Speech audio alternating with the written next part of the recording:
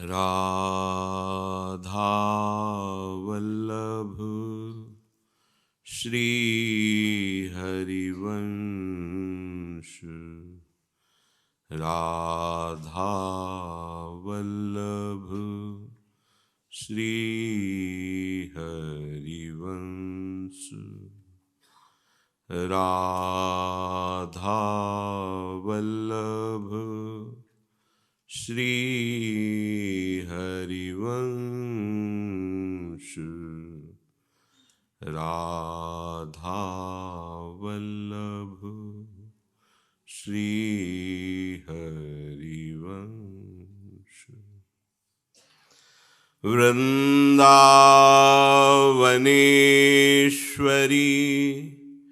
तवैव पदारविन्दम् प्रेमामृतैकमकरन्द रसौघपूर्णम्।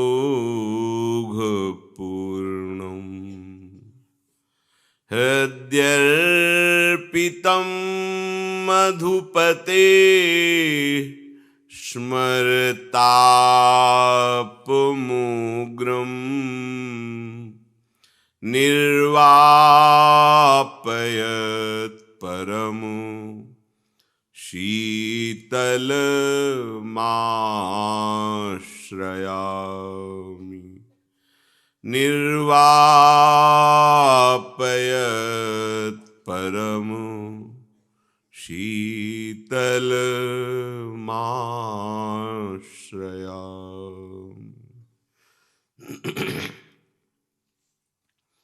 राधा राधा राधा राधा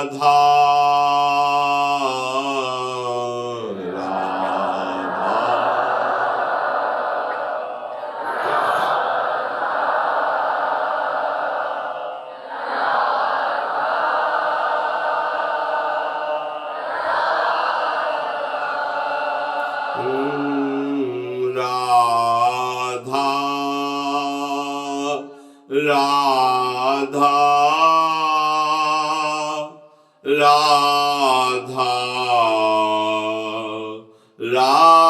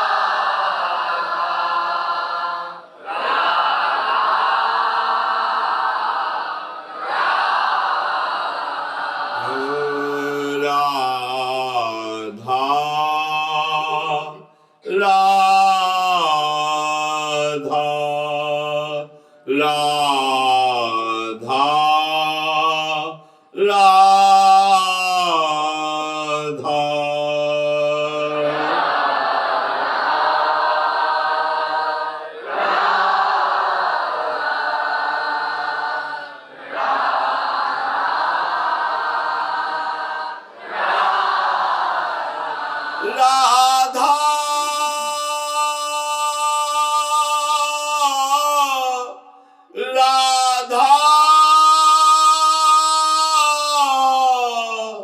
राधा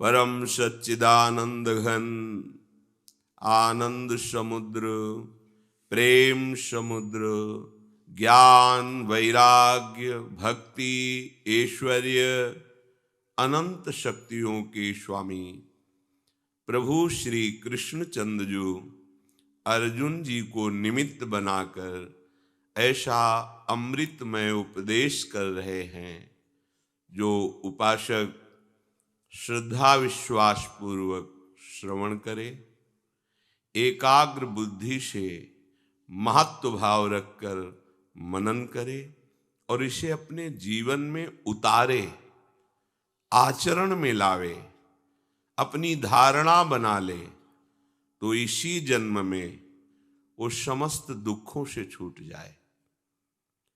जिसे हम सुख समझ रहे हैं, ये माया का भ्रमात्मक स्वरूप है। जब तक आपकी बुद्धि पवित्र नहीं होगी, तब तक लाख समझाया जाए आपकी समझ में नहीं आएगा। चाहे जिसकी भी उपासना कर लो, सब उपासनाओं का फल श्री हरि चरणों की भक्ति है। चाहे कोई भी नदी हो, कहीं से भी प्रवाहित हो रही हो, सबका विश्राम स्थल समुद्र जैसे है।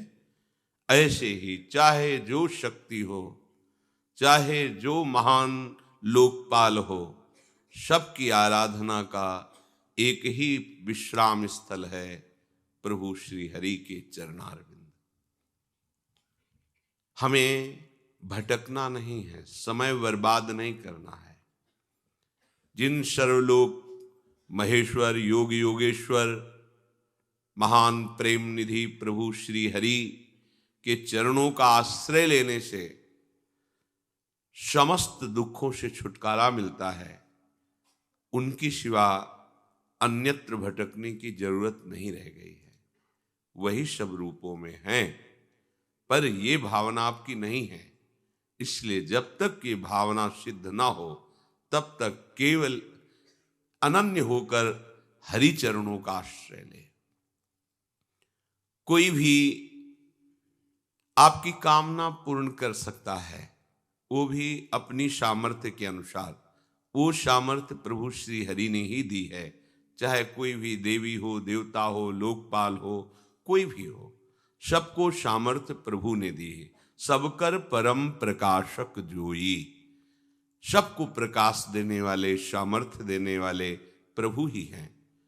यदि आप प्रभु से विमुख होकर के किसी अन्य की आराधना से सुख चाहते हो, तो विनाश के सिवा नहीं मिलेगा कुछ, पक्की बात है। या तो उसमें हरि भावना कर लो, या फिर सीधे हरि की शरण में हो जाओ।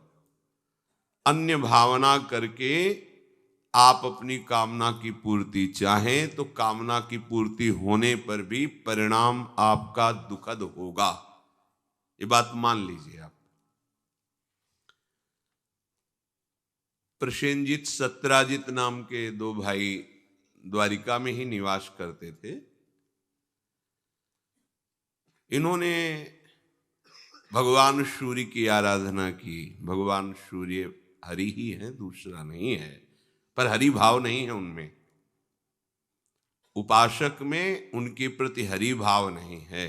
प्रभु से अलग सत्ता मानकर हम जिसकी उपासना करते हैं, वो अपनी सामर्थ्य के अनुसार आपकी सहायता करेगा, आपकी कामना की पूर्ति करेगा, पर वो आपकी सर्वतोभावेन रक्षा नहीं कर सकता, दुख से निवृत्ति नहीं कर सकता। सत्राजित ने भगवान सूर्य की आराधना की। प्रसन्न होकर भगवान सूर्य ने स्यमंतक मणि प्रदान की। गले में स्यमंतक मणि डाल करके द्वारिका में प्रवेश किया तो ऐसा लगा साक्षात भगवान भुवन भास्कर पधार रहे हैं। द्वारिकावासी दौड़कर प्रभु श्री द्वारिकाधीश के समीप गए और कहा, प्रभु साक्षात सूर्य भगवान आ रहे हैं आपके दर्शन करने के लिए। भगवान ने हंसकर कहा, ये सूर्य नहीं है, ये सत्राजित है जो अपने गले में सूर्य प्रदत्त स्यमंतक मणि को धारण किए हुए है। 8 भार सोना अपने आप उसमें रोज प्रकट होता था। जहां वो रहती थी वहां दरिद्रता नहीं आ सकती और सुख समृद्धि बढ़ेगी, यह है उसका प्रभाव। पर भगवत विमुख होने पर सब प्रभाव क्षीण हो जाता है। आए द्वारिका में, सभा में आकर बैठे। भगवान ने अपनी तरफ से, वो द्वारिकाधीश हैं, सबकी रक्षा करते हैं, तो उन्होंने अपनी तरफ से कहा, सत्राजित ये श्यमंतक मणि महाराज उग्रसेन को दे दो, ये राज खजाने में जमा कर देंगे और जो रोज इसमें स्वर्ण होगा वो आपको दे दिया जाएगा। इससे आप सुरक्षित रहोगे, श्यमंतक मणि भी सुरक्षित रहेगी और आप जिस हेतु से इसे लाए हैं तो आपका वो हेतु भी पूरा होगा, अर्थात आपको सुख समृद्धि मिलेगी, इसका परिणाम आपको ही मिलेगा, पर आपकी सुरक्षा के लिए हम ऐसा कह रहे हैं। बहुत बुरा लगा उनको। जो देहाभिमानी होता है, मैंने तपस्या की, सूर्य को प्रसन्न किया, श्यमंतक मणि प्राप्त की, और ये कह रहे हैं उग्रसेन जी को दे दो, नहीं, अवहेलना की, चले गए। ये बात हमें समझनी है बहुत ध्यान से। अगर सूर्य में भी नारायण भाव, हरि भाव कर लोगे तो बात बन जाएगी। आप अपने को प्रभु की शरणागत मानोगे, उनकी आज्ञा का पालन करोगे, बात बन जाएगी, वही सब रूपों में। पर वो भाव उनके अंदर नहीं है, वो समझ नहीं। साक्षात सर्वलोक महेश्वर आदेश कर रहे हैं, श्यमंतक मणि क्या चीज है नीलमणि के आगे, इन प्रभु के आगे श्यमंतक मणि क्या है, कंकड़ पत्थर की तरह हैं ये सब। इनका महत्व केवल मायाकृत ही तो है, सच्चिदानंद थोड़ी महत्व है। और प्रभु सच्चिदानंद रूपाय विश्वोत्पत्त्यादि हेतवे, ध्यान दीजिए, तापत्रय विनाशाय श्री कृष्णाय वयम नमः। क्या चाहिए तुम्हें? इसीलिए हम कहते हैं प्रेम समुद्र हैं, ज्ञान समुद्र हैं, भक्ति समुद्र हैं, वैराग्य समुद्र हैं, ऐश्वर्य अनंत ब्रह्मांडों के सब। क्या चाहिए? अभयद भुजदंड मूल, जिनके माथे पर इनका कर कमल है, कौन त्रिभुवन में बाल बांका कर सकता है? निर्भय, पूरे विश्व में काल की भी ताकत नहीं कि एक बाल भी नष्ट कर सके। समुझ जे आए शरण ते डरत ना काल डर। पर दुर्दशा देखो, भगवान आदेश कर रहे हैं, हम उनके विरुद्ध आचरण कर रहे हैं। सोचते हैं हम अपनी क्रियाओं से, अपनी साधना से या तपस्या से हम सुखी हो जाएंगे। ऐसा ही सत्यराजित ने अवहेलना कर दी भगवान की आज्ञा की। एक दिन प्रसेनजीत ने वो श्यमंतक मणि गले में डाली, शिकार खेलने के लिए गया, सिंह ने घोड़े से तो उसको मार डाला, भाई मरा। कई दिन वापस नहीं हुआ, उसने पूरी द्वारिका में निंदा शुरू कर दी। वो श्री कृष्ण ने कहा था ना, श्यमंतक मणि जमा कर दो उग्रसेन के खजाने में, मैंने जमा नहीं की, मेरे भाई का अपहरण कर लिया गया, श्यमंतक मणि चुरा ली गई।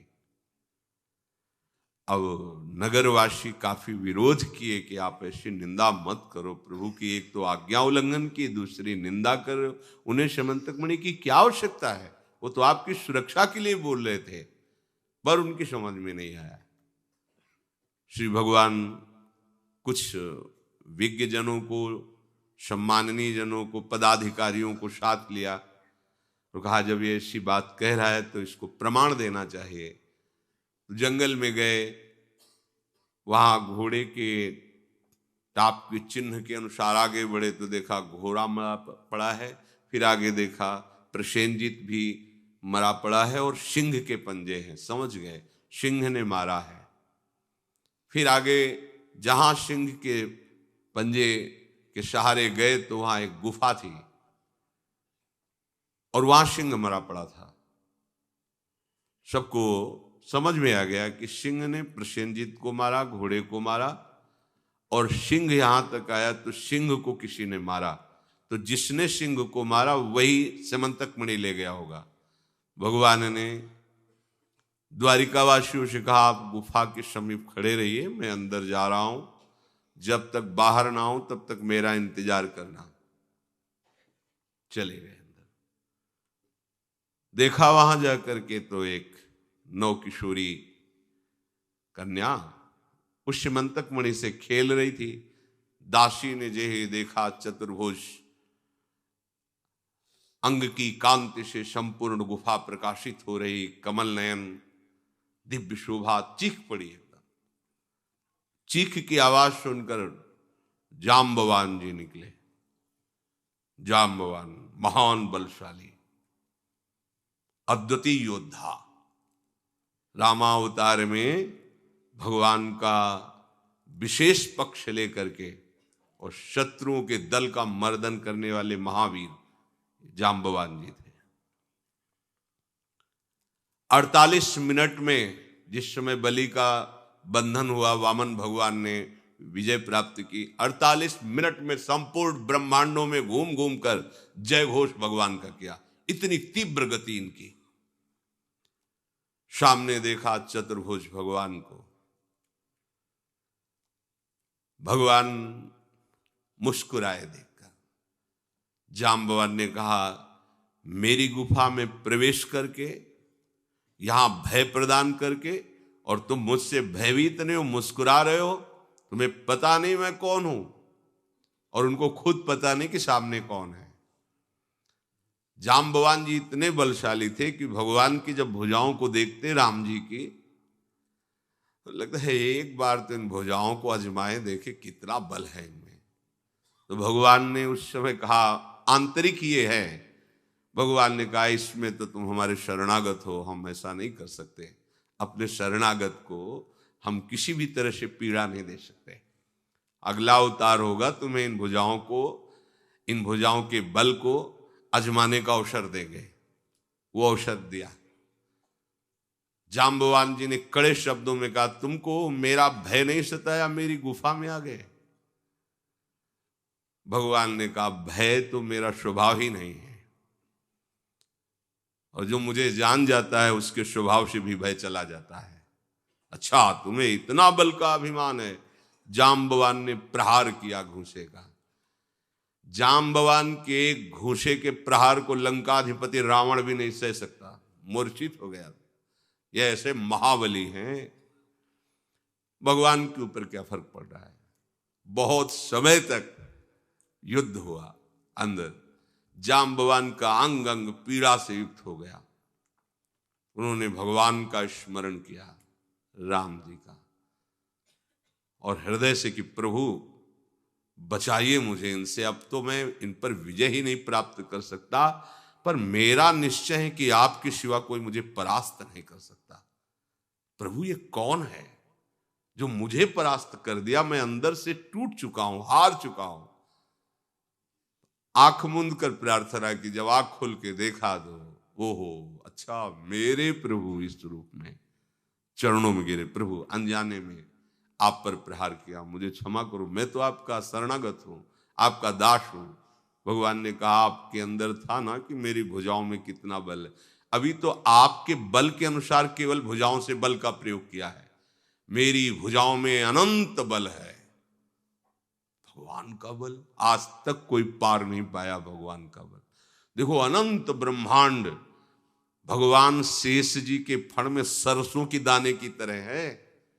भगवान का बल अनंत बल है।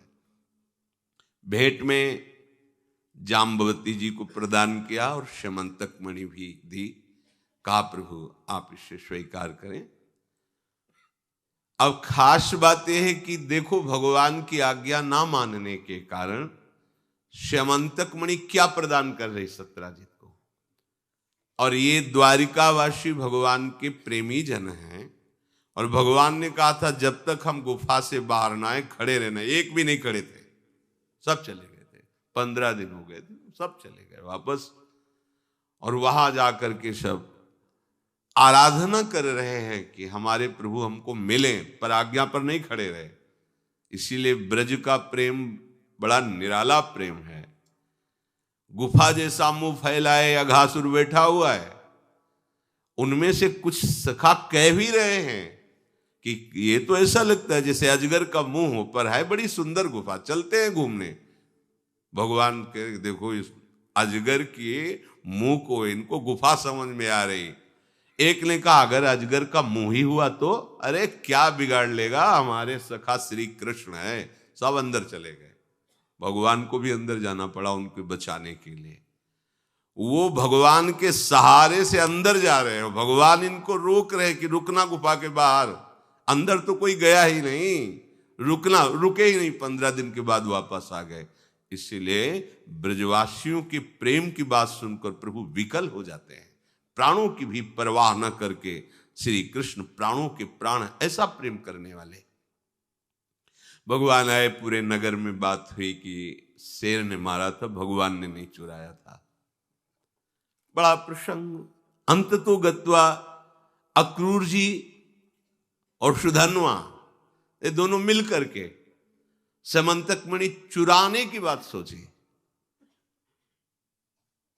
सलाहकार कृतवर्मा अक्रूर जी, तो उसने सोचा जब इतने बड़े महारथी, कृतवर्मा नारायणी सेना का प्रधान सेनापति है, वो अक्रूर जी भगवान के भक्त है। सुधन्वा ने सोचा बात बन जाएगी, उसने हत्या कर दी सत्यराजीत की। देखो समंतक मणि, भगवान ने पहले मना किया था और चुरा लिया। भगवान को जब पता चला ऐसा, फिर बलराम जी के साथ उसका पीछा किया कि प्रधान हत्या करने वाला यही है, तो भगवान जब पीछा करे तो बच कौन सकता है। जब उसका उद्धार हुआ तो उसके पास समंतक मणि नहीं निकली। लिया तो इसने था, कहां गए। अक्रूर जी समंतक मणि लेके भाग गए थे काशी। ये बड़ा विचित्र खेल समझो। अगर आप में भगवत निष्ठा पूर्ण नहीं है तो कोई न कोई आपको प्रभु से विमुख कर देगा। आप भगवत आज्ञा का पालन नहीं कर रहे तो कोई भी आपको सुख प्रदान नहीं कर सकता, विनाश हो गया। यद्यपि सुख का साधन थी समंतक मणि, दरिद्रता ने आसक्त बहुत प्रकार से बचाव था और स्वर्ण भी मिलता था, लेकिन कहां कोई सुख हो पाए। भगवत आज्ञा से विमुख कोई भी दैवी शक्ति तुम्हें सुख प्रदान नहीं कर सकती। और सतधन्वा नाम मारा गया, जीवन गया उसका। सत्यराजीत मारा गया, प्रसेनजीत मारा गया। अक्रूर जी की भक्ति देखो, कैसी भक्ति। अपने आराध्य देव को छोड़ करके एक मणि लेकर वहां जाके यज्ञ कर रहे हैं, उन्हीं को प्रसन्न करने वाली चेष्टाएं कर रहे हैं। पर भक्ति का क्या स्वरूप है। सर्वस्व त्याग कर अपने प्यारे से प्रेम करना, किसी और पर महत्व रख देना, ये बड़ी सूक्ष्म बात है। उपासक को एकाग्रता पूर्वक महत्व बुद्धि रखकर प्रभु की आज्ञा का मनन करना है। गोस्वामी जी कह रहे हैं, बने तो रघुबरते बने, बिगड़े तो भरपूर, तुलसी और अंते बने, ता बनवे पे धूर। इस बात को समझो। कौन सी कामना ऐसी है हमारे प्रभु के लिए दुर्लभ है। अरे ये अनंत सृष्टि एक निमिष में जिन्होंने रचा है वो तुम्हारी कामना नहीं पूर्ण कर सकते, पर तुम गंदे आचरण करो, हिंसात्मक वृत्ति रखो, दूसरों को दुख देने वाली चेष्टाएं करो, पापाचरण करो, भगवद विमुख जीवन बिताओ और सोचो कि आपकी कामनाओं की पूर्ति हो जाए। नहीं, आपको दुख भोगना पड़ेगा। यदि आप शास्त्र के अनुसार, भगवद वाणी के अनुसार चलो तो आप देखना एक दिन आप निहाल हो जाओगे। पर हमारा धैर्य इतना नहीं रह गया है। वर्तमान की क्रिया वर्तमान में तत्काल सुख दे, वो चाहे पापाचरण क्यों ना हो, चाहे हिंसात्मक वृत्ति क्यों ना हो, हम लोग अपनी बुद्धि को खो चुके हैं, मलिन कर चुके हैं। परिणाम आते अशांति, दुख, क्लेश, बंधन, और चाहते हैं सुख। अरे भ्रम छोड़िए, भगवद वाणी का मनन करो और उसे आचरण में उतारो, सुखी हो जाओगे, निहाल हो जाओगे। ये माया की ऐसी चाल है जो आपको फंसाती चली जाएगी। आप जब तक शास्त्र विरुद्ध आचरण करेंगे तो शब्द याद रख लीजिए, आप भयभीत रहेंगे, आपका मन विषाद से, खेद से युक्त रहेगा। आपकी सारी सुख सुविधाएं जो जमा हैं उनसे आपको बिछुड़ना पड़ेगा, वो नष्ट होंगी। आपका सहयोगी भी आपको छल करके दुख देगा। आपके प्रियजन ऐसी चेष्टा करेंगे कि आप जलोगे, मैंने इनके लिए किया था और ये ही हमारा साथ नहीं दे रहे। मान लीजिए, जब तक आप हरि की शरण में होकर उनकी आज्ञा के अनुसार नहीं चलेंगे, तब तक आपको सुख स्वप्न में भी नहीं हो सकता। विश्वास कर लीजिए, ये भ्रम छोड़ दीजिए कि हम असत आचरण करके, अधर्म आचरण करके, हिंसा करके, व्यभिचार करके, चोरी करके, नशा करके हम सुखी हो सकते हैं। प्रार्थना मान लीजिए, ये हमारी दुश्मन की चाल है हमें नष्ट करने की। ये जो अज्ञान रूपी शत्रु है, यही हमें नष्ट कर रहा है। इसलिए भगवद वाणी श्रवण कीजिए। ये केवल कागजों में लिखे हुए शब्द नहीं है, वांग्मय स्वरूप भगवान का है। जिन्होंने माना है निहाल हो गए हैं। सच्ची कहते हैं, सच्ची कहते हैं। मान लीजिए, बार बार इसलिए कह रहे हैं कि बस मान लीजिए, तब आप इसका अनुभव करेंगे। मान के जान जाओगे और जान के वही हो जाओगे जो प्रभु हैं। प्रभु हैं, प्रभु का यही महान महिमामय स्वरूप है। जो प्रभु का आश्रय लिया, प्रभु अपने समान बना देते हैं, उसे अपने समान बना देते हैं। अपने समान क्या, प्रभु अपने सेवक के सेवक बन जाते हैं। आवश्यकता केवल प्रभु की बात मानने की है। प्रभु को तुम्हारे 56 भोग नहीं चाहिए, प्रभु को ये तुम्हारी वस्तुएं, अरे मानो एक माया की जरा सी झलक में मारा घूम रहा है ऐश्वर्य, वो मायापति श्री कृष्ण है। तुम्हारा तोला 2 तोला सोना, ये 56 भोग, ये कपड़ा लत्ता पोशाक, ये प्रभु को चाहिए। अरे इसमें आपका भाव है, दुलार है, बस इस बात को प्रभु देख के प्रसन्न हो रहे हैं। इससे नहीं प्रसन्न हो रहे कि आप बहुत कीमती इत्र लगा रहे हैं, बहुत कीमती। हम आपसे सच्ची कहते हैं, हमारे प्रभु की श्री अंग की जो सुगंध है, उसके आगे यहां जितनी भी सुगंध है वो दुर्गंध के समान है। ये मायाकृत है, वो चिदानंद है। कैसे? पर वो जब हम उस वस्तु के साथ दैन्य भाव से, तो हमारे प्रभु तो देखो इतने करुणामय है कि सबरी जी के जूठे बेर खा रहे हैं। इतने करुणामय है, विदुरानी के हाथ से केले के छिलके खा रहे हैं और वाह वाह कर रहे हैं। इतने करुणामय है, सुदामा जी के तंदुल खा करके लक्ष्मी प्रदान कर रहे हैं। कैसी कैसी महिमा। आप देखो हमारे प्रभु को, क्या प्रभु को वस्तुएं चाहिए? यदि आप अभिमान करके सोने का मुकुट और 56 भोग और दुनिया का कुछ नहीं चाहिए। दुर्योधन ने क्या नहीं व्यवस्था की थी, देखा भी नहीं भगवान, और विदुरानी जी की उसी समय जाकर मांग कर छिलके पा रहे। हमारे प्रभु को आप चाहिए, आपका प्यार चाहिए। वो प्यार समुद्र है और आपका प्यार आपके सुख के लिए चाहिए। वो तो सुख समुद्र है, तुम क्या सुख दे दोगे उनको? तुम तो उनकी एक तरंग हो। ऐसी अनंत तरंगे उनकी स्फुरित हो रही उनमें, तुम्हें सुख प्रदान करने के लिए। वो केवल तुम्हें चाहते कि तुम उनके हो जाओ। इसीलिए तुमने जो जो अपना माना है, उस अपनेपन को समेटने के लिए कहा जाता है, आप प्रभु की आज्ञा पालन करते हुए अपना सर्वस्व ये मानिए मेरे प्रभु का है, क्योंकि उन्हीं का है। तुमने रचा नहीं है, तुम्हारे सामर्थ्य नहीं कि एक भी वस्तु रच सको। जितनी भी रचना वो सब उन्हीं की माया से रची हुई है। तो आप क्यों नहीं मानते? मैं और मेरा ये सब प्रभु का है। ऐसा जीव ही मानोगे, आप आनंद समुद्र में गोते लगाने लगोगे। ज्ञान का मार्ग अत्यंत कठिन है, वही ज्ञान भक्ति से बिल्कुल सहज में आ जाता है, बिल्कुल सहज में आ जाता है। अगर हमारे हृदय में सुख पाने की लालसा है, तो हमें महापुरुषों द्वारा जो मार्ग स्थापित किया गया है उसके अनुसार चलना होगा। गोस्वामी जी कह रहे हैं, ते नर नरक रूप जीवत जग, भव भंजन पद विमुख अभागी। ध्यान दीजिए, कैसी मलिनता छा गई है, कैसी मलिनता! अगर उनको शब्दों से बोलें तो बहुत बुरा लगेगा। इस शरीर में क्या है?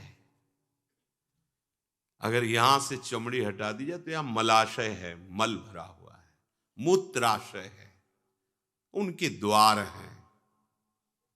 संसार का सबसे बड़ा सुख यही माना जाता है, ये मल मूत्र का भांड शरीर चिकना रहे, स्वस्थ रहे और इसी को भोगने को मिले, बस यही तुम्हारी पूर्णता है।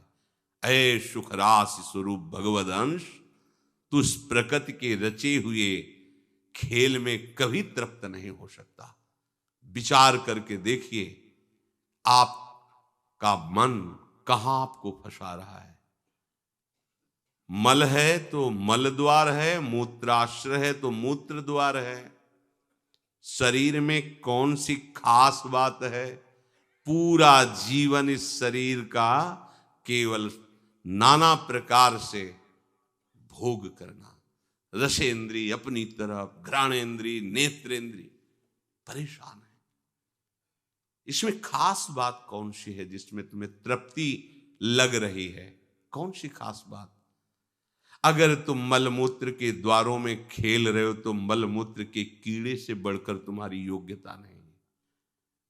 समझिए, आप समझिए, वो भी जीव है भगवदंश, जो मलमूत्र का कीड़ा बना हुआ नालियों में डोल रहा है। तुम भी तो उसी नाली में तो डोल रहे हो।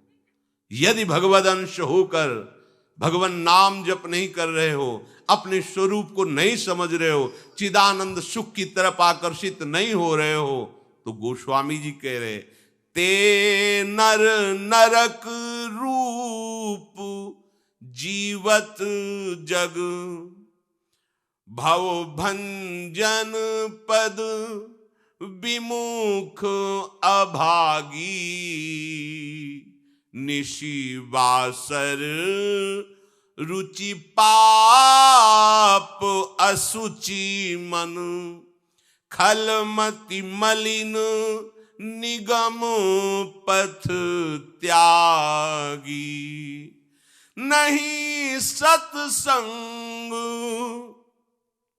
भजन नहीं हरि को, श्रवण न राम कथा अनुरागी, श्रुत बितदार भवन ममता निसी, सोवत अति न कबहू मति जागी, तुलसीदास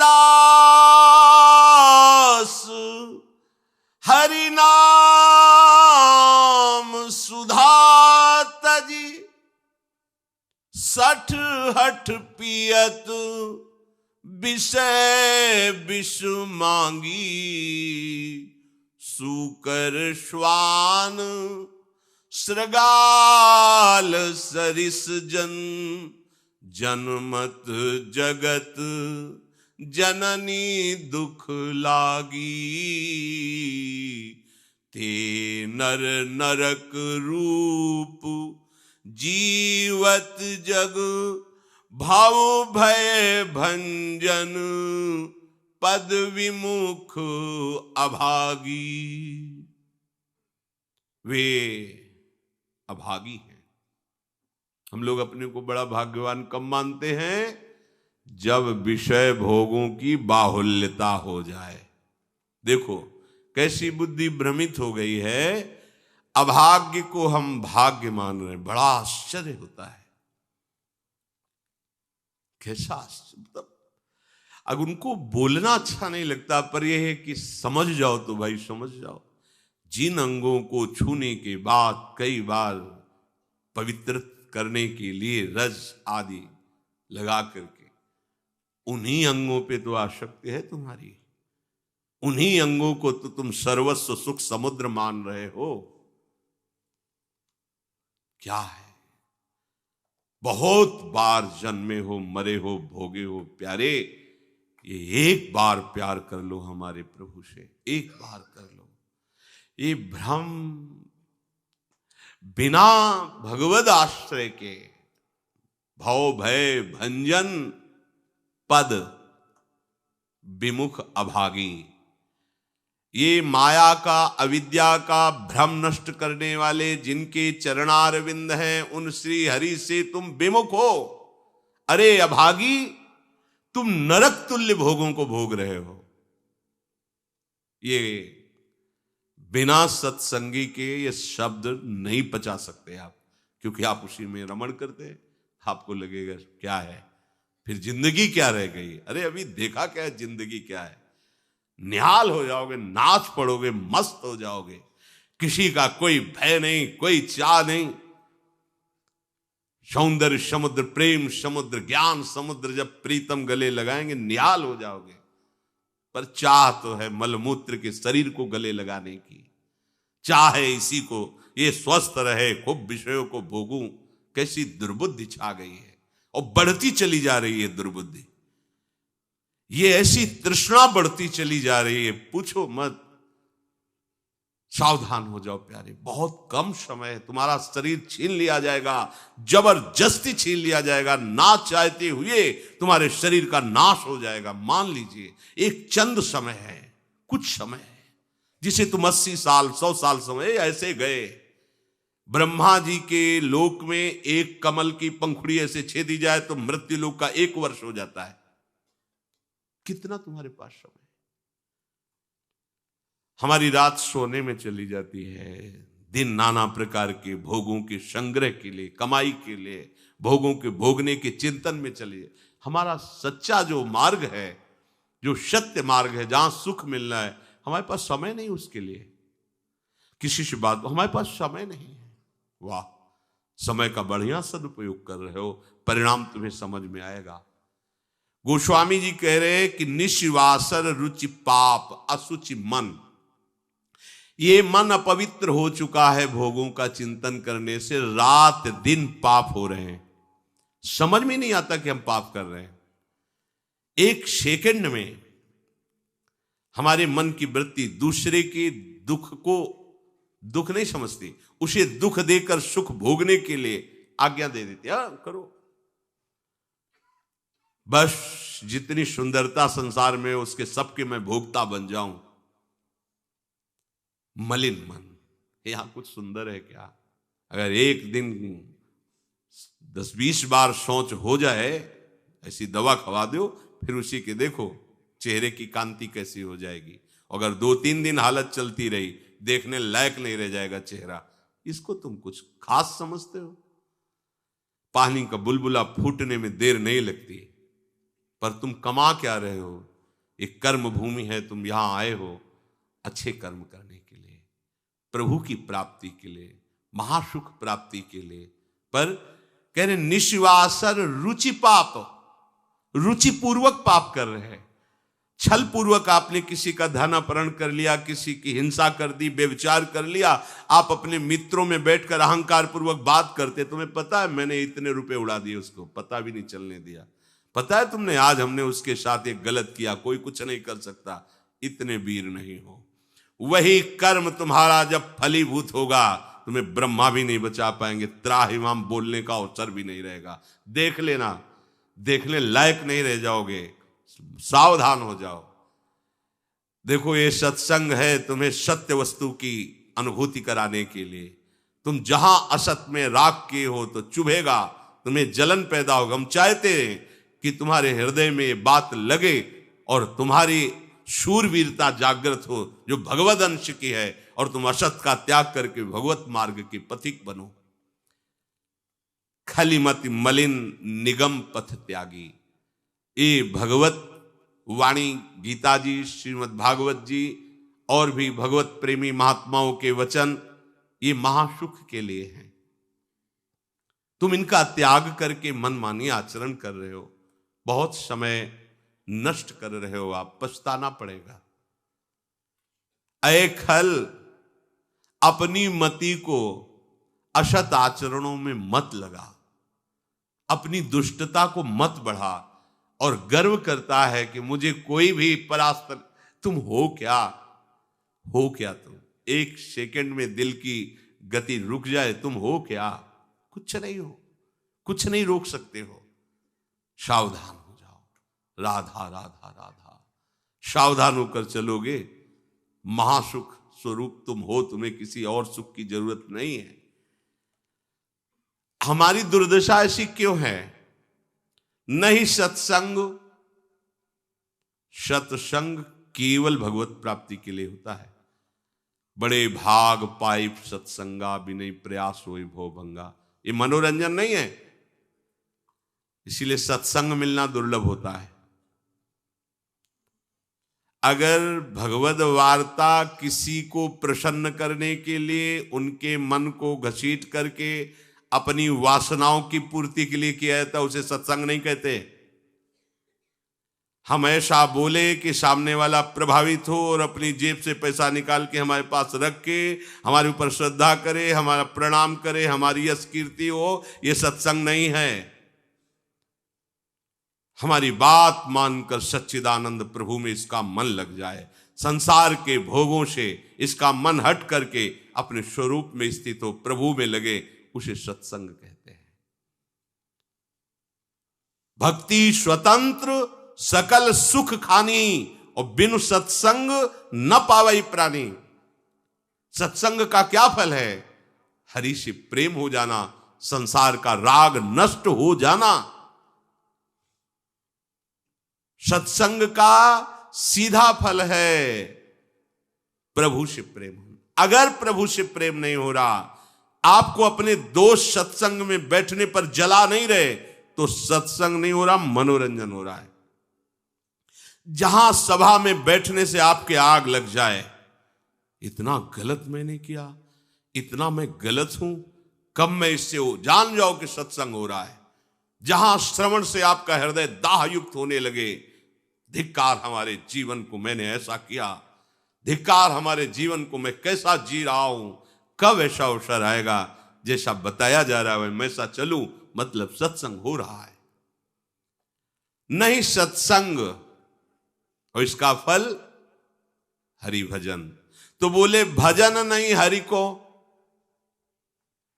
आप इतना दान करें आपको इतने गुना मिलेगा, आप ऐसा करें ऐसा हो जाएगा, 100 में 10 रुपए दान करें 90 आपके पवित्र हो जाए। सत्संग नहीं, ये सत्संग नहीं। 100 में 90 अपने मानिए और 10 हमें दे दीजिए, इसे सत्संग नहीं कहते। 100 के 100 का अभिमान त्याग कर प्रभु के चरणों, वो 100 है, 100 को स्वीकार मत करो तो जीवित रहोगे, 100 को स्वीकार कर लिया तो 100 हो जाओगे। 100 का मतलब समझते हो? जिन हरि भगत हृदय नहीं आनी, जीवित सब समान ते प्राणी। जीवित सब जिंदा मुर्दे के समान, ते नर नरक रूप जीवत जग। किसी भी वस्तु का अहम और ममत्व न रह जाए, और प्रभु में यह सत्संग का स्वरूप। सत्संग का स्वरूप तुम्हारे मन को खुशी नहीं, तुम्हारे मन को मार देगा। सत्संग का स्वरूप तुम्हारे मन को मार करके सच्चिदानंद प्रभु में लगा देगा। महाभागवतों के वचन, भगवान की वाणी तुम्हें भगवत स्वरूप में स्थित करेगी, प्रपंच का बढ़ावा नहीं। इससे प्रपंच का बढ़ावा होता है। गंदी नाली से हाथ धोगे तो तुम्हारे हाथ पवित्र हो जाएंगे, ये गंदी नाली। अधर्म का आचरण करके तुम सोचो उसमें दान कर दे, कभी पवित्र नहीं होने वाले। भ्रम मत करना, दान शब्द वहां लगता है जो धर्म पूर्वक कमाया हुआ है।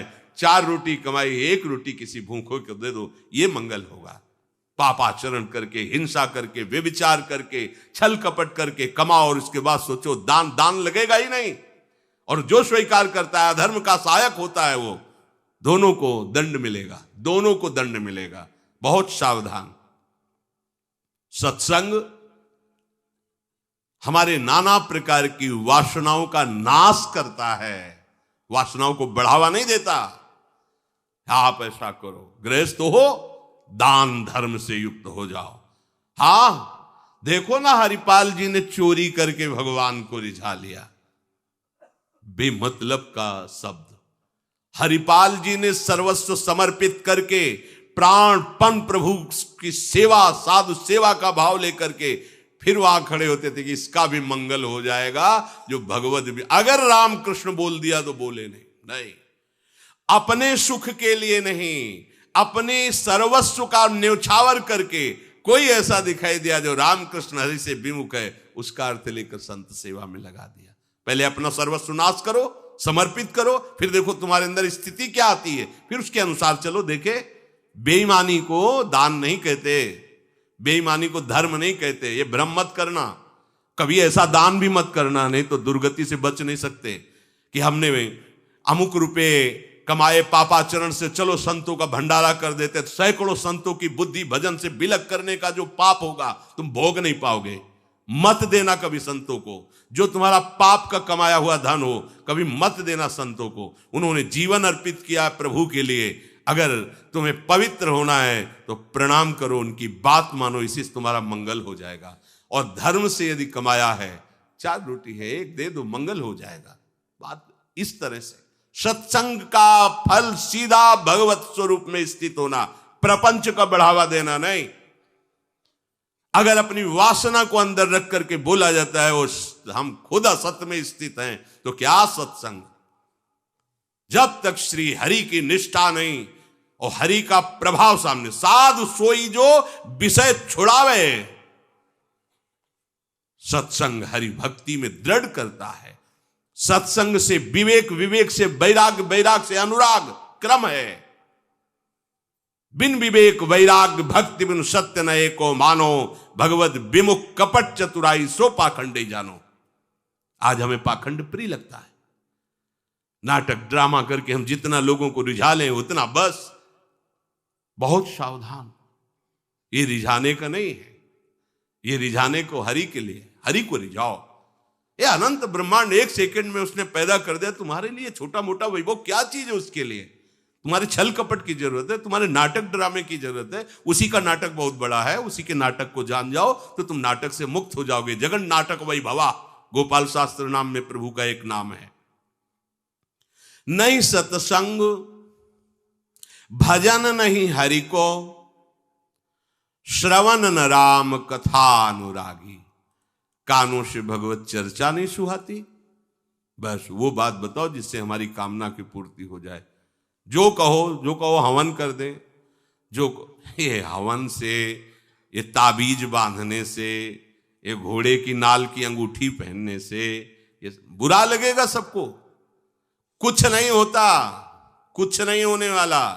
पापाचरण करो, पूरा 1 टैंकर तेल चढ़ा दो शनि भगवान में, पर तुम्हारा नाश करेंगे।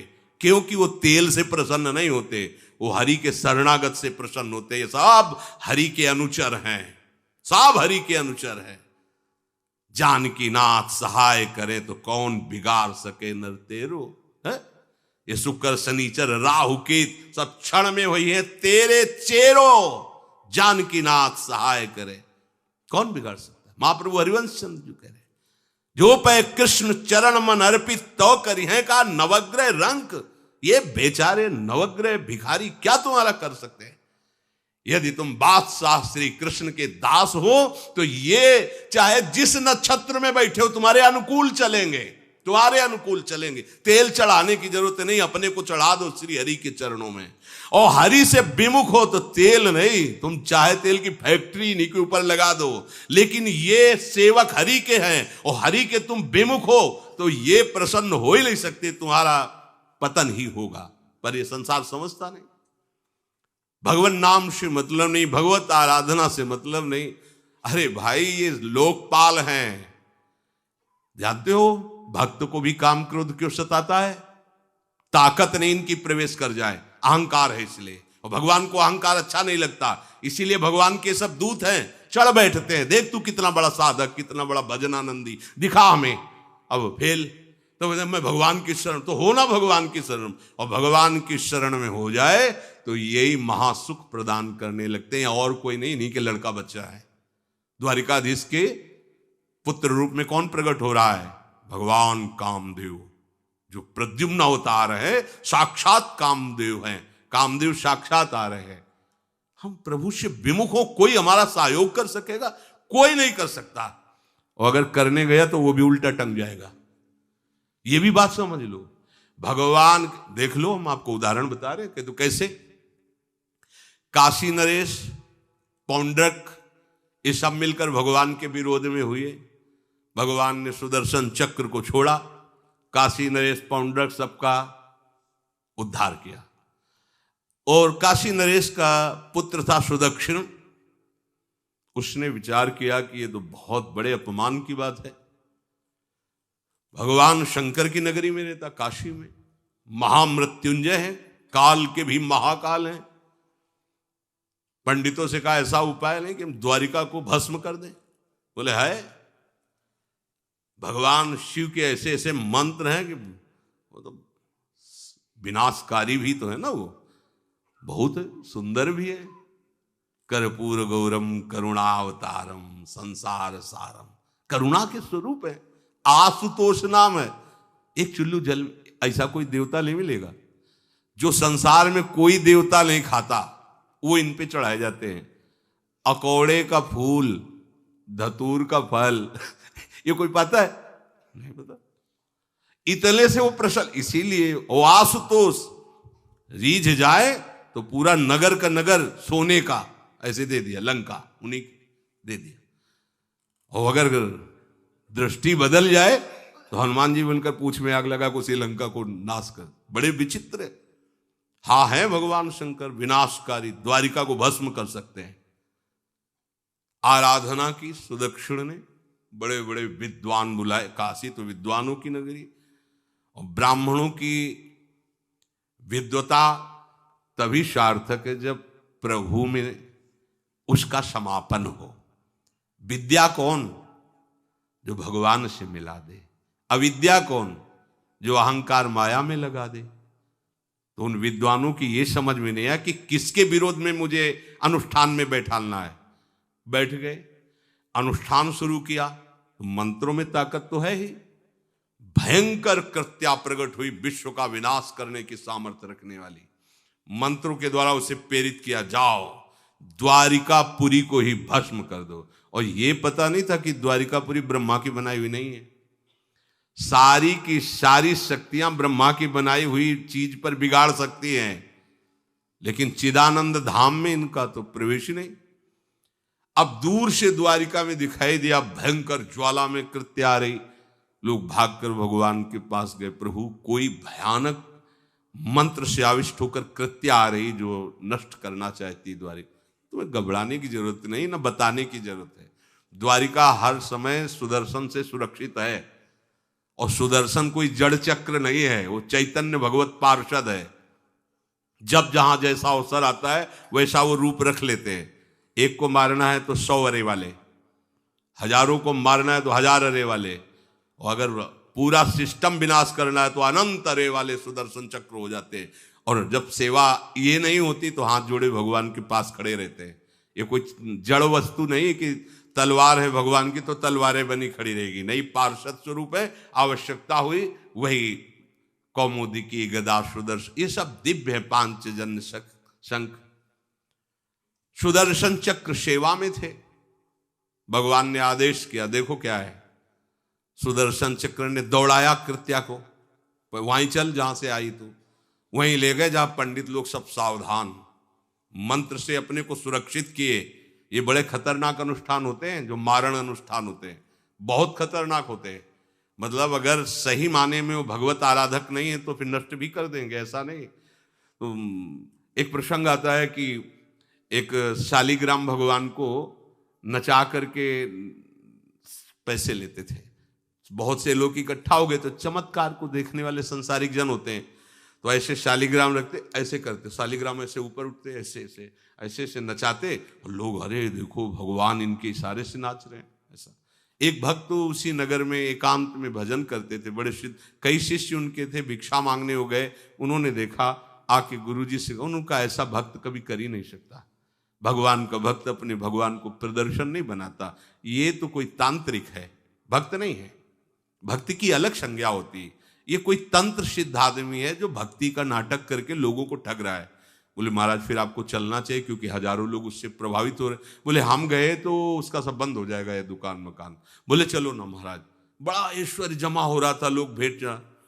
वो गए, बस अंदर से नाम जप करते हुए जो खड़े हुए तो कुछ नहीं, कोई भी उसका मंत्र, वो आसपास दृष्टि डाला, कौन आया नया, तो उसी में देखे फटे पुराने कपड़े पहने तेज से चमकते हुए भक्त। तो उनका तुम चले जाओ यहाँ से, तो उनका नहीं, हम चले जाने के लिए नहीं आए, हम आपको बताने आए, ये नाटक मत करो, अगर सही आराधना करो इनकी तो ये लोग क्या देंगे, ये तो परम पद दे देंगे, शालीग्राम भगवान है, आप भगवान का ऐसा प्रदर्शन करते हो। अब लोगों का विरोध शुरू हुआ, क्योंकि इतने बड़े संत जब बोल रहे तो सब लोग, अब उसको बहुत बुरा लगा कि हमारी तो सारी दुकान बंद हो गई।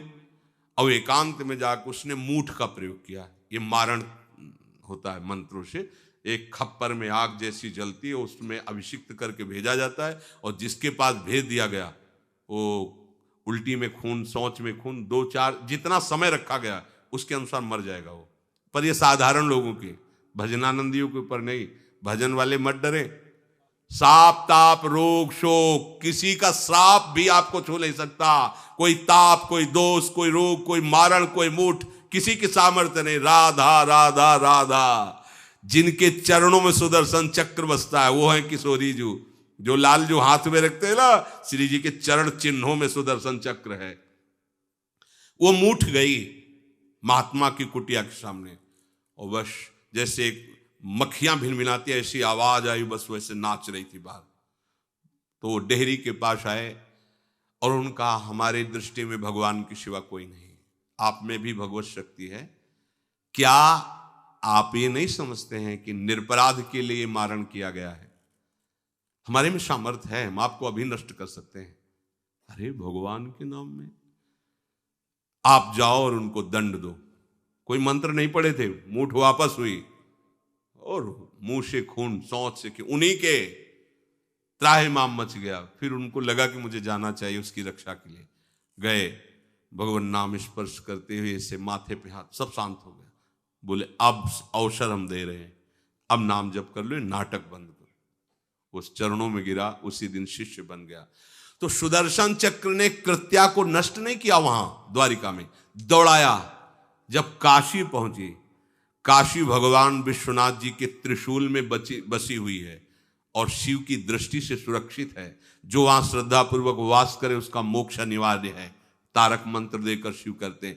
पर उस कृत्या को सुदर्शन ने नष्ट किया, और जितने ब्राह्मण थे सबका राधे राधे, और पूरी काशी में आग लगा दी। तो विश्वनाथ जी मुस्कुराए, नाराज थोड़ी, क्योंकि विश्वनाथ जी ने कह दिया था यदि ब्राह्मण विरोधी कोई है तो हमारा ये मारण काम कर जाएगा। और उनको ये समझ में नहीं आया कि नमो ब्रह्मणे देवाय भगवान का नाम है, वो जानते थे। तो कोई भी भगवत विरोध भाव लेकर के किसी भी देवता की आराधना करके कुछ नहीं होने वाला, किसी भी देवता।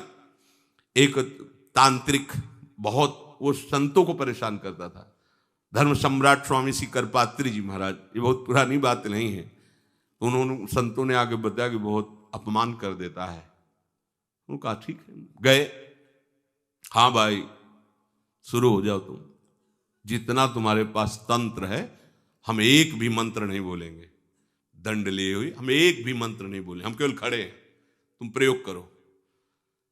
वो जो उसके तंत्र के प्रयोग, नारायण नारायण नारायण नारायण, कुछ नहीं बोले। अब हम प्रयोग करें तो उठा, साष्टांग दंडोत हुआ।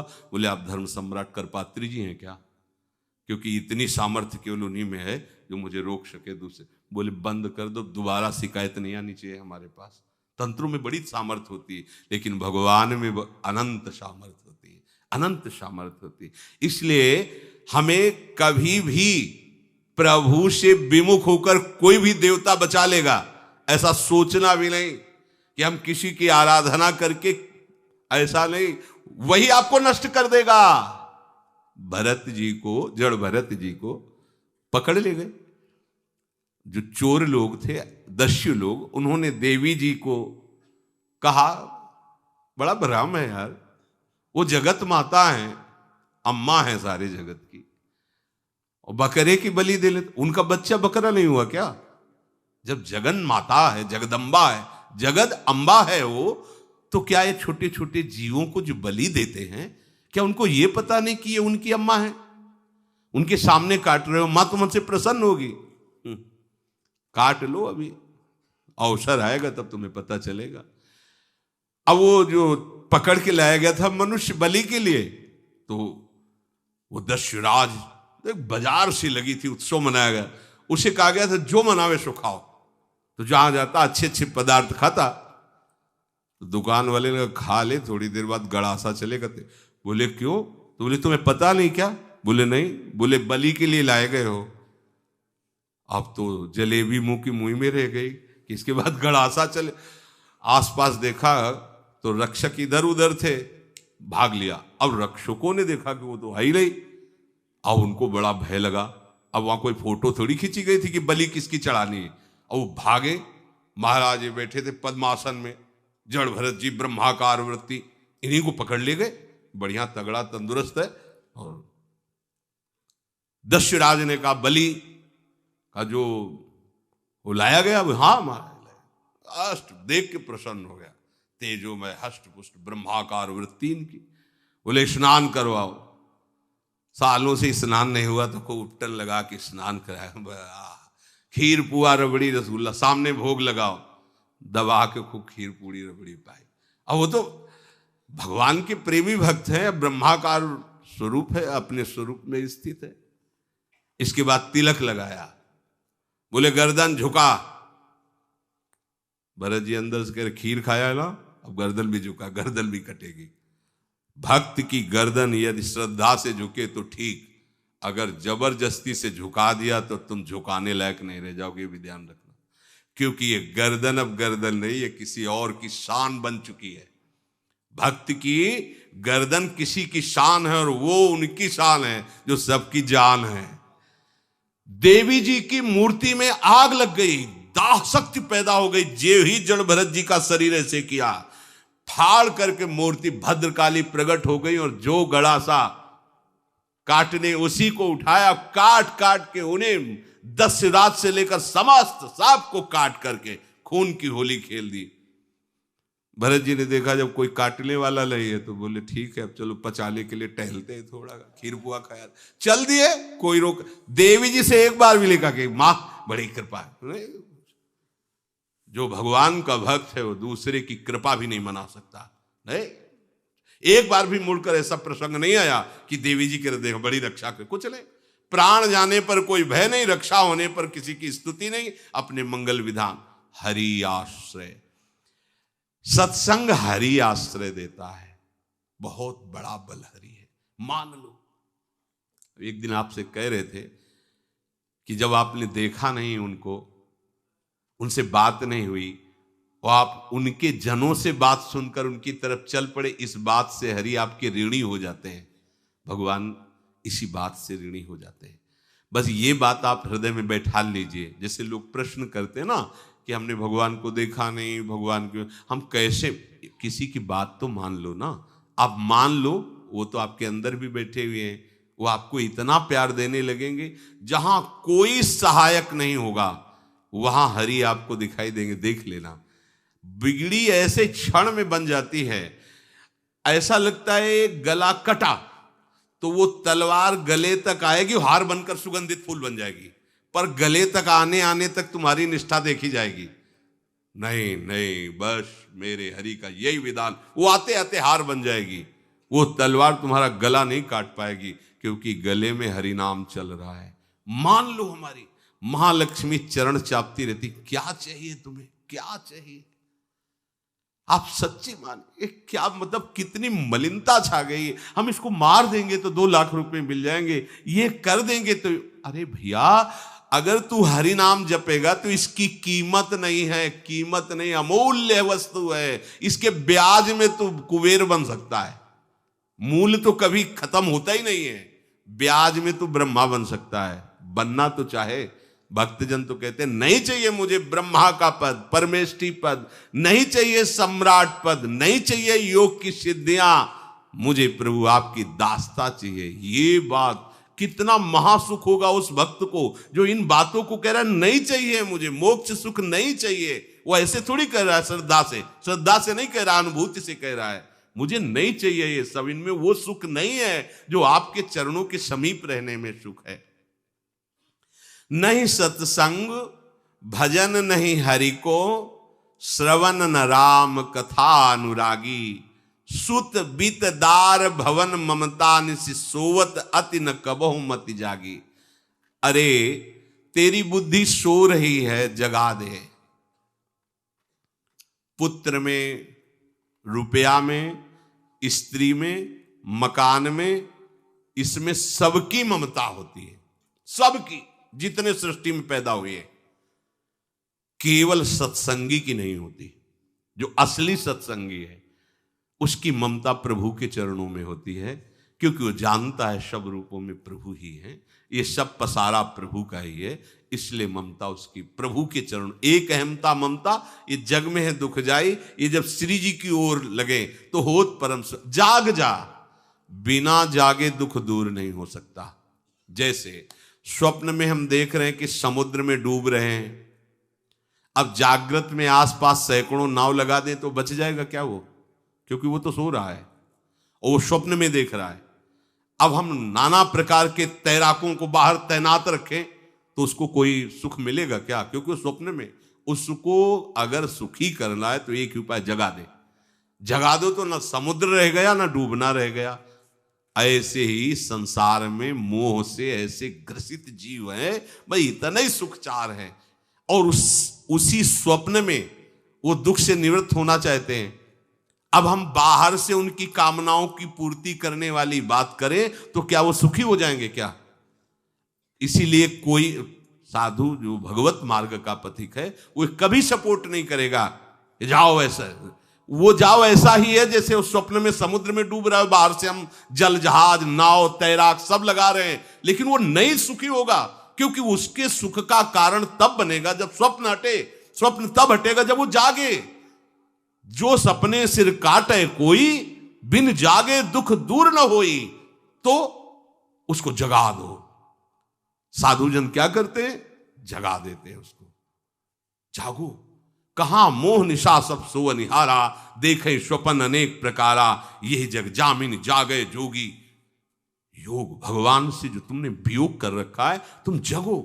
जे ही जगोगे तो जे ही जाने जग जाए हेराई। जागे जथा स्वपन भ्रम जाई। कोई नहीं यहां। एक कल श्लोक, मत्तः परतरम नान्यत किंचित् अस्ति धनंजय, मेरे सिवा कोई नहीं। ये कब पता चलेगा? जागने पर। तो हमें ये बहुत कुछ दिखाई दे रहा है, स्वप्न है। उमा कहूं मैं अनुभव अपना, सत हरि भजन जगत सब सपना। तो बोले तुलसीदास हरि नाम सुधा तजी, सठ हठ पियत विषय विष मांगी। अगर कहीं संतों के पास भी गए तो क्या मांग रहे हैं? हठ करके विषय विष मांग रहे हैं। वो आत्मदेव नाम के एक ब्राह्मण थे, सब कुछ समृद्धि थी, संतान थी नहीं, बड़े दुखी गृहस्थी में। हमारा कुल चलाने वाला होना चाहिए। बड़ा भ्रम बैठा हुआ है, हमारा कुल चलाने वाला नहीं, तो सब बेकार, जीवन ही बेकार हो गया। बिना गुरु के यदि शास्त्र पढ़ोगे ना तो भ्रमित हो जाओगे। स्पष्ट लिखा, पुत नाम के नरक की उसको प्राप्ति होती जिसके संतान नहीं होती। अब तो गृहस्थ में बेचारा पड़े परेशान। उन्होंने सोचा इससे अच्छा है आत्महत्या कर लें। बहुत संतों के पास जाकर के यज्ञ करके सब अपनी कामनाओं की पूर्ति चाहते, दान पुण्य दे करके। उसने भी जितना उपाय हुआ किया, नहीं हुई संतान।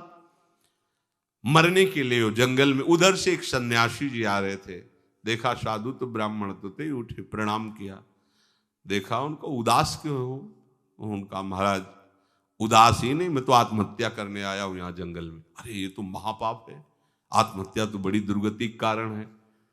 बोले महाराज अगर आप बचाना चाहते हो तो आप कृपा करो। क्या क्या चाहते हो? बोले हमारे पास सब कुछ है, बेटा नहीं, बेटा नहीं दोगे तो हमारा जीवन बेकार। तो उन्होंने अंतर्दृष्टि से देखा और कहा 7 जन्म तक तेरे पुत्र नहीं भाग्य में तेरे लिखा है। तो उसने कहा फिर तो अभी मरते हैं, आत्महत्या करते हैं, हम 7 दिन 7 जन्म की बात, हम 7 दिन नहीं जिएंगे, हमें पुत्र चाहिए। संत का दयालु। देखो जिनके पास तपस्या और भजन का धन होता है, जब भगवान अधीन है तो कुछ भी कर सकते हो, कुछ भी कर सकते हैं। प्रारब्ध मिटाना कोई बड़ी बात नहीं। प्रारब्ध जानते हो, कोई देवता थोड़ी है, तुम्हारा पीछे का किया हुआ कर्म है, और इधर जोर का भजन है, भजन के प्रभाव से कर्म को नष्ट करने में देर थोड़ी लगती है। ये तो अच्छे शुभ कर्म करो तो तुम्हारा प्रारब्ध बदल जाएगा। भजन का प्रयोग प्रारब्ध बदलने के लिए थोड़ी है। पर वो ऐसा हट किए तो उनका देखो, हट करने से लाभ नहीं मिलता है उनका। हमें उपदेश नहीं, हमें पुत्र चाहिए। अगर आप भगवत प्रेरित होकर यहां आए हो तो आप हमें, तो उन्होंने तपस्या के बल से फल की रचना की और कहा जाओ अपनी पत्नी को ये फल पवा दो और इससे निश्चित पुत्र होगा। बहुत प्रसन्न, अब कामना पूर्ण थी तो देख लो, प्रभाव देखो कामना का। प्रसन्न हुए, आए। धुंधुली नाम था उनकी पत्नी का, नाम भी बहुत बढ़िया था, धुंधुली। वो कहा कि देखो ये फल खा लो, तुम्हारे संतान हो जाएगी। बहुत मीठी बात बोलती थी, मृदुभाषी, कपट हृदय, अलग अलग क्षेत्र होता है, हृदय कपट और मुख में मीठी बात। बहुत संभल के व्यवहार करना चाहिए ऐसे लोगों से। मधुरिया बानी, मीठी, क्या मृदु भाषा। नहीं प्रीतम, आप चिंता मत करो, फल ऐसे थोड़ी खाया जाता है, नहा धो के पवित्र होके फिर। हाँ उनका ये बात, तो आप अपने काम में लगो, हम पा लेंगे ऐसा। अब आपको विश्वास है ना? बोले विश्वास तो है, इसमें क्या विश्वास, आप भी तो चाहती ना पुत्र हो। बोले हाँ। वो जो ही गए सो अपनी बहन को बुलाया और कहा सुनो, अभी तो हम 4-5 रोटी कढ़ी चावल सब पा लेते हैं, पूड़ी खीर पुआ। जब गर्भ रहेगा तो पेट तो उसी से भरा रहेगा, तो हमारा भोजन रुक जाएगा। हाँ ये तो बात है। जब पेट बढ़ेगा, अगर घर में आग लग गई तो फिर हम भाग नहीं पाएंगे, तो हम जल जाएंगे। ये निगेटिव सोच वाले लेते। और पंडित जी तो इसी बात में लगे हैं कि गर्भ रह जाए तो क्या करें, तुम्हारा हम खाएंगे तो है नहीं पक्की बात, पर करें तो क्या करें। पंडित जी को कैसे समझ, उनका देखो एक बात है, हमारे गर्भ है, हमारे कई लड़के हो चुके हो, गरीबी है ही है हमारे यहाँ, तुम कुछ पैसा दे देना और ये नाटक करना कि मैं गर्भवती हूं, बच्चा समय होने पर हम पहुंचा देंगे, हम घोषित कर देंगे हमारा बच्चा मर गया। तो पंडित जी को तुम नाटक में बताते रहना कि गर्भ है, बच्चा हो जाए, पंडित जी कह देना बच्चा हो गया है। तो बोले दूध पिलाने की समस्या आएगी, तो बोले ये तुम कह देना कि पहला पहला बच्चा है, हमारे वक्षा स्थल में दूध नहीं, हमारी बहन का था तो मर गया बच्चा, तो उनको बुला लेती तो बात बन जाएगी, बढ़िया बात हो गई। परीक्षा के लिए फल गाय को खवा दो, गाय को खवाया। ठीक समय पर गोकर्ण जी प्रकट हुए, दिव्य तेजोमय बालक, कान केवल वो गाय के, बड़े ही विद्वान और भगवत भक्त संत के द्वारा। कहा था 7 जन्म तुम्हारे भाग्य में, बच्चा नहीं तो नहीं है, देखा गाय के हो गोकर्ण जी प्रकट हुए। उधर उनके जो बच्चा पैदा हुआ वैसे ही नाटक के द्वारा पहुंचा दिया गया, वैसे ही पूरा जैसा पहले पक्का हुआ। अब उसने कहा कि हमारे तो स्तनों में दूध नहीं, हम अपनी बहन को बुला लें, उनका बच्चा मर गया। हाँ हाँ हमारा बच्चा स्वस्थ होना, आप बुला लो, उसको हम धन भी देंगे, वो हमारे बच्चे की सेवा कर। अपने नाम से जोड़ करके उसका नाम रखा धुंधकारी, धुंधुली और धुंधकारी, अज्ञान का साक्षात स्वरूप। और जैसे ही वो अवस्था बढ़ती गई तो उसके पापाचरण बढ़ना शुरू हुए। बच्चों के साथ खेलता, खेलते हुए बच्चों को उठा लेता और कुएं में डाल देता, मतलब घोर अत्याचार। गोकर्ण जी हर समय भजन साधन शास्त्र स्वाध्याय। जब और बड़ा हुआ तो माता जी को अपने डंडों से रोज पूजन करता, पिताजी को गाली लात थप्पड़। पिताजी तो रो पड़े। गोकर्ण जी से कहा कि बेटा हमारी गाय से प्रकट हुए पर भरोसा आप ही का है, बचा सकते हो। तो बोले पिताजी जाओ यहां से, भाग जाओ यहां से, एकांत जंगल में जाकर भगवान श्री हरि का भजन करो। उन्होंने 2 श्लोकों में उपदेश किया। दूसरा श्लोक ये, धर्मम भजस्व सततम त्यज लोक धर्मान सेवन सदा साधु पुरुषं जहि काम तृष्णाम अन्यस्य गुण दोष चिंतन मास मुक्त्वा सेवा कथा रसम हो नितराम पिबत्वम। हे पिताजी, अब तुम लोक धर्म का त्याग करके भागवत धर्म को स्वीकार करो। एकांत में जाकर साधु महापुरुषों के संग से उनके उपदिष्ट उपदेश के अनुसार आचरण करो। प्रभु की लीला कथा सुनो।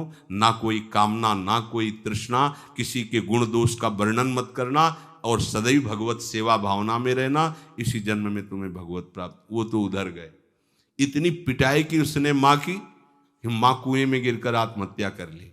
फिर तो मनमानी आचरण, कुछ वैश्याओं को रखा और चोरी करके लाया। वैश्याओं ने सोचा किसी दिन पकड़ा जाएगा ये और हम, तो उसके हाथ पैर बांध दिए चारपाई में, ला के मुख में अंगार डाल, वो मरा भयानक प्रेत। कामना ने क्या किया? सर्वनाश। किसी को हरि विमुख होकर कभी सुख मिल सकता है? आप संतों के पास जाइए, अपनी कामना रखिए। हम ये नहीं कहते कि कामना तुम त्याग पाओगे, कामना रखिए, भगवान के पास जाइए, अपनी कामना रखिए, क्योंकि आप कामना से युक्त हैं। पर छूट इतनी दे दीजिए कि जिसमें हमारा मंगल हो वो करना। जैसे नारद जी भगवान से अपनी कामना रखते हैं कि हमारा ब्याह करवा दीजिए, और बाद में एक छूट दे देते हैं कि जेहि विधि होए नाथ हित मोरा। तो हरि को अच्छा लगेगा, गुरुजनों को अच्छा लगेगा कि इस कामना से इसका कोई जीवन बाधित नहीं होगा, वो पूर्ण भी कर देंगे। और अगर लगा कि इसका पतन हो जाएगा तो आप रोते रोते भी कामना की पूर्ति नहीं करेंगे। उत्तम बात तो ये है कि कामना हरि की प्राप्ति की करो, वो सर्व सुख स्वरूप हैं। किसी का अन्य आश्रय, अन्य बल ना लेते हुए अपने श्यामा श्याम के चरणों का आश्रय लेकर निरंतर भजन करो तो ये अनुभव हो जाएगा कि सुख किसे कहते हैं। अभी तुम्हें परिचय ही नहीं मिला, सुख किसे कहते हैं। सुख सच्चिदानंद है, सुख एक रस है, सुख अविनाशी है। वो सुख सदैव बढ़ता रहता है, घटता कभी नहीं। एक रस होते हुए भी प्रतिक्षण वर्धमानम है, कभी कभी अंत नहीं होता इस सुख का। ऐसे अनंत सुख के लिए हमें मनुष्य जन्म मिला है। प्यारे, इसे मत खोइए। हर समय राधा राधा राधा राधा राधा, और किसी को दुख मत दीजिए। कोई गंदा नशा मत कीजिए, कोई गंदे आचरण मत कीजिए, गंदा भोजन मत कीजिए जिससे अन्य जीवों को कष्ट हो। ऐसा कोई भोजन स्वीकार मत करो। इसी जन्म में आप देख लेना, इसी जन्म में आपको वो वस्तु मिल जाएगी, निहाल हो जाओ। हम किसी पक्षपात की बात नहीं करते। अगर इस छाती को बचपन से अभी तक ऐसा, तो हम कह देते कि भाई आगे कुछ भी हो, कोई भी हमारी गलती हो, हम ये मान सकते हैं। पर हमें ये पता चला कि बचपन से आज तक जलता ही रहा, कभी शांति नहीं मिली, भागता ही रहा पर कभी विश्राम नहीं मिला। पर हम ये आपको कह रहे हैं कि जैसा प्यार प्रभु वैसा अन्यत्र कहीं कभी कहीं नहीं मिला। और प्रभु के प्यार का मूर्तिमान स्वरूप हमारी प्यारी जू, निहाल कर दिया प्रभु ने प्यारी जू के चरणों का आश्रय और उनका परिचय देकर। पूछो बस, यहाँ वाणी मौन हो जाती है। प्यारी जू तो प्यारी जू, और हम ही नहीं, आप सब महाभाग्यशाली है। वृंदावन आए, राधा किशोरी जू के घर में आए और उनकी चर्चा सुन रहे हैं, उनके सिद्धांत सुन रहे हैं। कहीं ना कहीं आपके अंदर उनकी तरफ बढ़ने की इच्छा भी है। ये बहुत बड़ी बात है। बस इस इच्छा को, इस आशा को इतना बढ़ा लो कि कोई इच्छा न रह जाए, कोई आशा न रह जाए। हर समय निरंतर नाम जप करते रहो। तुलसीदास हरिनाम सुधा तज, भगवान नाम तज कर विष मांगते हो। सूकर श्वान श्रृगाल सरिस जन, जनमत जगत जननी दुख लागी। ए काहे को ऐसी गालियां सुनोगे? ये गालियां है। ये सुअर कुत्ता की तरह जीवन व्यतीत करते हो। धिक्कार तुम्हारी मां को जो तुम्हारे जैसा पुत्र जन्मा। अपनी इंद्री की पुष्टता के लिए दूसरों को मार देते हो, चाहे रसेंद्री चाहे जनेंद्री। इंद्रियों की पुष्टता के लिए जानवर जैसा बर्ताव करते हो। कैसा तुम्हारा जीवन है? केवल एक क्षण के सुख के लिए दूसरे को जला दिया, काट दिया, मार दिया। चाहे रसेंद्री का सुख चाहे जनेंद्री का सुख, एक क्षण के सुख के लिए उसका गला काट दिया, उसको रांध के खा रहे हो, उसके साथ भोग किया, उसको काट के फेंक रहे हो, उसको जला रहे हो। क्या तुमसे तो अच्छा सुअर कुत्ता है कि वो अपनी योनि के अनुसार बर्ताव कर रहा है। तुम मनुष्य योनि होकर ऐसे गंदे काम करते हो, सुधर जाओ, नहीं तो आगे सुधरने का अवसर नहीं मिलेगा। ये मनुष्य जन्म है, सुधर करके सबको सुख प्रदान करने वाले बनो, सबको आनंद देने वाले बनो, तो तुम स्वयं सुख समुद्र हो जाओगे, तुम आनंद समुद्र हो जाओगे। श्री राधा वल्लभ लाल की।